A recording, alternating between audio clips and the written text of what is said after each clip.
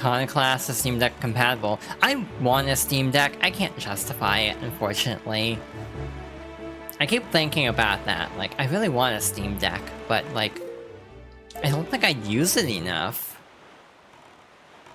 The only, like, the main appeal of a Steam Deck is PC games. So, like, I could offload some things. Like, if I could offload the gaming portion of PC stuff to a Steam Deck or something, and then, like, stream off of it with this PC, that'd be lovely, actually. That'd be great. But, is that worth $650? Probably not, to be honest. Then again, like, if I wanted to do streaming through this PC without upgrading, then, like, I'd have to buy a new GPU, and that'd also be $650. So, maybe a Steam Deck wouldn't be a bad deal, all things considered. You could also get one. Yeah, I could also get one of the, like the $400 one, the LCD model. That's always an option, too. I know they were on sale recently, and I was, like, really tempted, because they were only, like, $300 or something. I was, like, highly considering it, but I kinda need to save up. Why am I backwards? Like, I don't even know if they do the 64 gig model anymore, but that doesn't feel like enough. But in general, I feel like file sizes on, games are just getting absurd. It's stupid, to be honest. Why should a game, like, I don't even know what to, like, say, like Tekken, for example, it's like a 2D fighting, not a 2D, a 3D fighting game, but still, it's just like, why is this game, like, 90 gigs? That's absurd. Like, why does it need to be that big? Just compress the game, for goodness sake. I don't care if it's not 4K, ray traced, blah blah blah, other buzzwords. I just want to be able to, like, not have to delete everything on my hard drive every time I want to play a game. Like, what's Strive at? Like, 30? Strive looks great. Like, I don't have any objections to the visual appeal of Strive. And it's like, yeah, 30 gigs. That's probably why it's coming on Switch, partly because file sizes are actually reasonable for this game. It's like, I deleted a lot of games. I think I got rid of Street Fighter 6 the other day. 27 sounds about right. But that's probably gonna go up a bit here if they're adding a bunch of stuff soon. Yeah, a lot of games are just really poorly optimized, and that's like... This goes into a separate argument, actually, that I've been meaning to have on stream. PS5 Pro. My really hot take on the... Wow, these two fairies were, like, reversed. This is the one that the Octa one should have had. But my biggest complaint about the PS5 Pro is my very hot take that the games that need the PS5 Pro come down to a skill issue on the part of executives trying to rush out games and not giving developers time to optimize things, and then being like, oh, well, you just need a $700 console to make up for our not giving our employees time to actually optimize anything. Like, that's genuinely my hot take. It's probably not a hot take, actually. A fairly cold take on the gaming industry at the moment. Final Fantasy VII Rebirth is a game that runs not the best. It looks pretty chunky, to be honest, on, like, the performance mode. But it's playable. But, like, on the other hand, I kind of feel like it took only, like, 3 years to make, which is, like, absurd for, like, an Unreal Engine 4 open world game. You have genuinely no idea why you would play something on a PS5 that isn't already available on something else. Yeah, I have a PS5, the main reason for that is just streaming. I say as I've never streamed the PS5 game, but for the sake of, like, not having to... being able to offload resources, because, like, obviously a game like Spider-Man 2 is going to be really hard to run and stream off the same computer. So that's kind of my justification for it, if I eventually stream that. If I don't, then it's really awkward. But basically, if I want... because I kind of want to play the Spider-Man games at some point on stream, so it would be hard to actually run both well and stream at the same time. So again, it's about offloading, basically. Again, same reason the Steam Deck was appealing. But here's the other fun thing. Astrobot just came out, and everyone's like raving about it. I haven't played it, because I'm too distracted by other games. But, like, if you think about it, how long until, like... Yeah, I've seen mixed arguments. Like, supposedly there's been some indication they might be porting it. Others say they won't because it's so integrated into the DualSense design philosophy that it'd be really hard. You'd have to buy a DualSense for this game, practically, in order to actually, like, get the true experience. But yeah, I've seen mixed opinions on whether Astrobot will get a PC release. But like Spider-Man just got announced. It hadn't even been a year. We just hit the 1 year for Spider-Man, and also by extension, Mario Wonder just turned a year old as well. Because Spider-Man and Mario Wonder were the same day. Also, that's the reason why I never actually played Spider-Man, was because I figured, you know, which of these two games is more likely to get a price drop, not the Nintendo one. Same with Sonic Superstars, which I got on sale a little bit later also.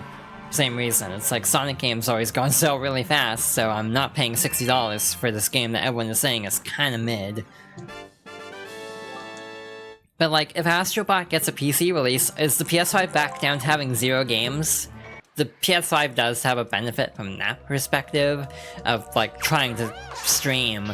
I've seen other people kind of rationalize it that way too, where it's like, you know, it's better than, like, if you want the best quality for a streamer, what would you have to do for certain games? Like, buy a 4090, and, like, that's $2,000. So arguably, it is technically a better deal, but that's not a good comparison if you have to compare something to a 4090 in order to justify a price proposition. Anyway, we can not do anything in the Earth Temple because we still don't have the hammer or the boots. Meanwhile, the Xbox, I've gotten a lot more use out of, just because I missed out on a lot of last-gen stuff. So, like, again, a lot of this stuff is still on PC, but hey, Rare Replay is still an exclusive on Xbox, so that's still technically something. Another Triforce piece, so we are making good progress on the Triforce. Oh, that's a good thing to check. Yeah, we'll go there. I remember the shop at Rockspire. What else is there that I've been wanting to talk about? See, like, my problem is I just feel like I keep talking about Guilty Gear, or wanting to talk about Guilty Gear, and I feel like that's inherently a franchise where I kind of second-guess talking about it, just because it's still fairly niche, so I almost feel like I kind of don't talk about it as much as I would like to. And again, like Xenoblade, like, one of my two of my 3 favorites at the moment are very, like, difficult to talk about for different reasons, with Xenoblade and Guilty Gear. For Xenoblade, it's almost more story-based, actually. Like, you know, story spoilers. Alright, let's see the damage here. This could be really bad, actually. Yuck. Oh boy, this sucks. This is really gross.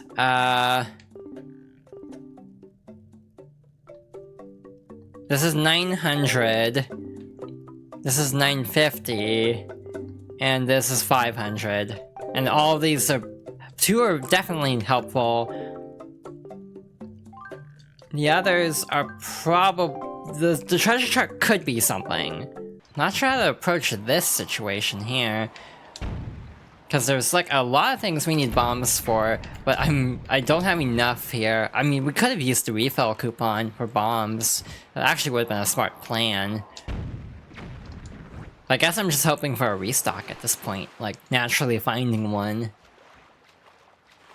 Yeah, with Xenoblade, like, the inherent problem I have is the part of Xenoblade I like talking about is about the character, or one of the characters, there's no shortage, one of the characters with, like, the most spoilery stuff to talk about. So it's like, how do you talk about this character?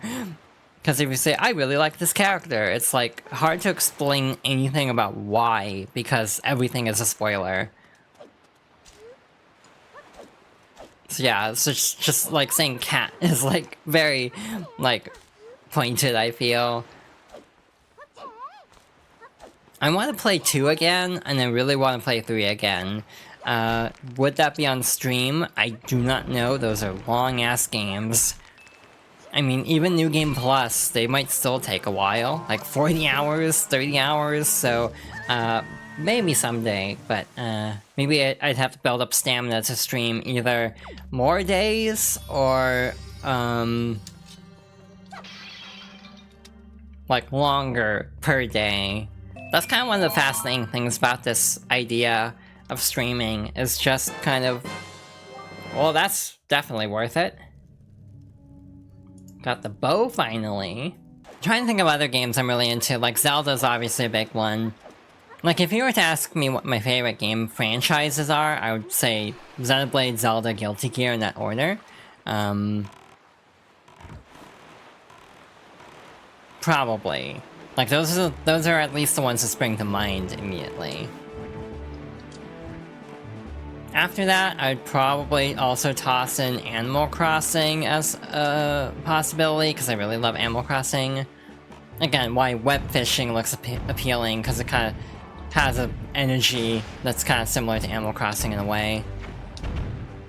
And this is why I was worried about not having enough bombs for this before, because I'm a terrible shot when not given a naming cursor. Alright, so far so good. Now we have to go over and glide. Actually, how are you supposed to get up to that one? That looks really high up. You must have to hit the whirlpool going around it to actually get that. Yeah, that has to be the case, right? Because it's too high up otherwise. Also, I have mentioned before that my depth perception is really terrible in games, which definitely also complicates set pieces like this, where you have to, like, line something up at a distance. That was dumb, but it actually worked, so I'll take it. Was a little bit too high up, actually. The other one shouldn't be nearly as bad. Another Triforce piece. We're at 4 out of 8. Alright, all these were relatively worth it, actually. 1 empty bottle. Here's a weird quirk of when I play Zelda games. I almost always use the same buttons for items. For example, I almost always like having arrows on Y. In any Zelda game. I don't know why, haha, but that is always the button I use for arrows, if I can help it. Obviously some you can't choose, like, you know, Breath of the Wild, it's set to ZR, but in the older games where you can map it to a button, I almost always choose to have it on Y. Alright, another piece of heart. I could already tell by the jingle. There's plenty of stuff we can potentially do. There's no shortage of activities. But according to the tracker, assuming I marked everything correctly, which I may not have, there are 235 locations left. So we got through about 50, I think. I think I was at like 280, 290, based on the randomization settings. So, all things considered, that went pretty okay. Obviously things might bottleneck a bit here, because we're gonna run out eventually of the easy checks. So then we'll be left with like the really time-consuming ones, or just ones that are more out of the way, so we have to actually sail out for them. But for our first, like, you know, attempt at a randomizer like this was pretty good, I'd say. Like a very respectable start to this. Also, I like how I said top of the hour, and we're already at top of the hour, and I'm still playing, because of course I am. But like, these are fairly easy checks, so I just wanted to get them out of the way while I was thinking about them.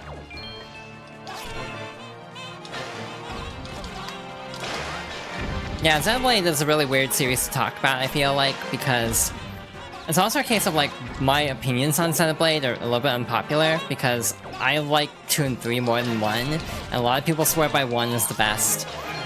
And I kind of don't enjoy 1 very much, to be totally honest, just because it feels a little bit dated at times, in terms of like, design. It's like, I just really meshed with, like, the characters of 2. I like Pyra, and not for the obvious reasons. I like Nia, I even like Rex. Again, that's also a really fun take I have, of I like Rex in 2. And then people who like him suddenly when he gets hot in 3 are like, well, that's shallow in my opinion, because he's basically the same character at heart. So that is my hot Xenoblade 2 take of the day.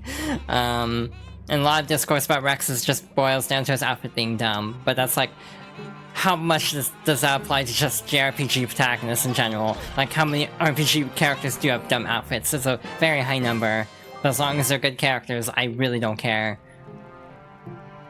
Hell, you can make an argument that, like, Sora's outfit is kind of silly, but, like, he's still a good character. And yeah, I like Rexen too, and again, I feel like people tried to make him out to be, like, really different in 3, but other than visuals and voice actor, he's very much the same character. And it was, like, weird seeing people trying to, like, oh yeah, he's so different now. It's like, is he though? He's kind of just the same.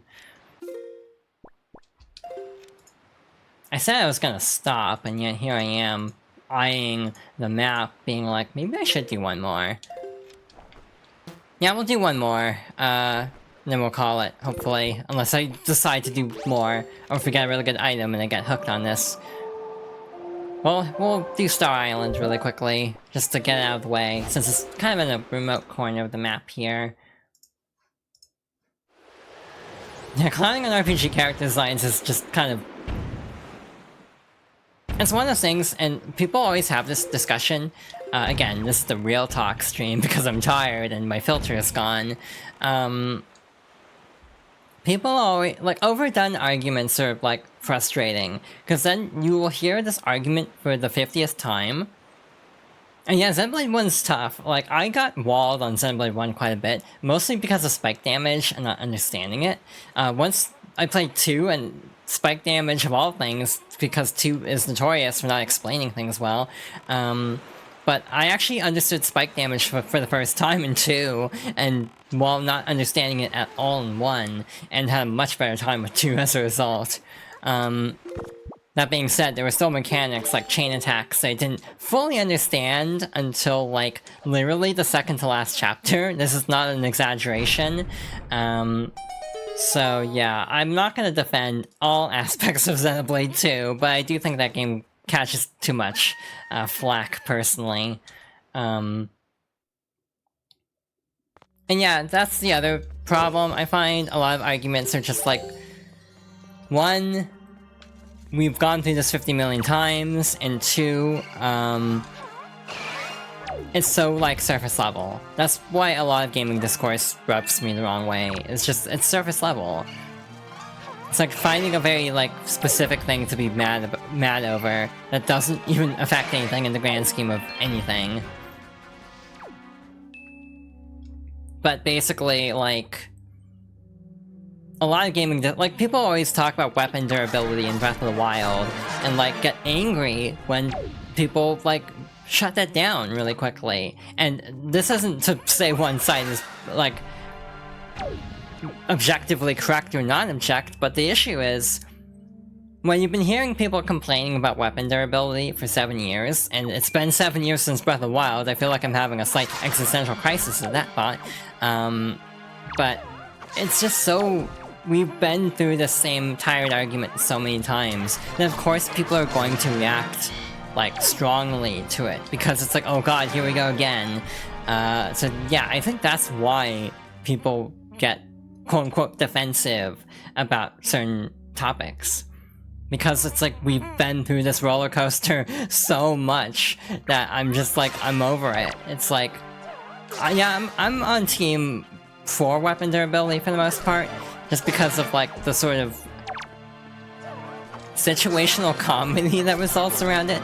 And it's also why I like the Hitman games. There's a bit of, like, unintentional comedy sometimes because you're just scrambling and, like, okay, I'll just pick up this random, like, item and, like, use this as a weapon because it's all I have right now.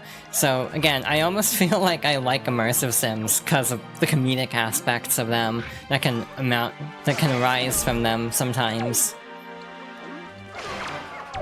And that's also something I enjoy about Echoes of Wisdom, is just, like, you know, picking up random rocks and just whacking enemies over the head with them.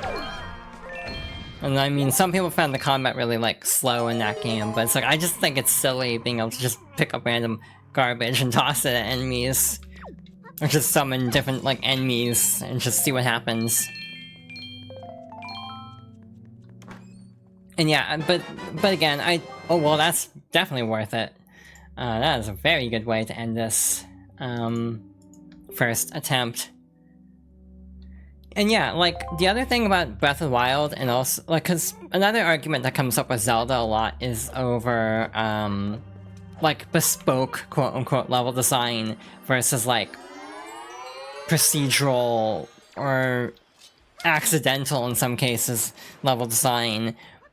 And I feel like some people like a certain sense of order in games, where it's like they want things to be done in a certain way. Meanwhile, if something really dumb and unexpected happens, I enjoy that in games a lot of times, because it's just like, it's funny, like, to have something that, like, to come up with a solution that may work, it may not work, it may be intended, or completely, like, not what the developers had in mind. But the funny part with, like, Breath of the Wild, and also Portal is a very good example, where it's like, sometimes you will get results, even if it's not remotely dev-intended, and I think there's a beauty of that kind of game design, personally. But yeah, like, the whole argument over, like, Zelda design, like, should we have, like, set dungeons, or should you be able to tackle them, like, the different parts of the dungeon in whatever order, I think it ultimately, one, boils down to personal preference, and two, is just, like, an argument that gets dredged up every, like, couple of weeks in, like, Twitter arguments, and it just gets old, and this people's, like, patience for these arguments is worn thin after having battled these battles as many times as they have. So that is my take on why gaming discourse is kind of frustrating. It's just,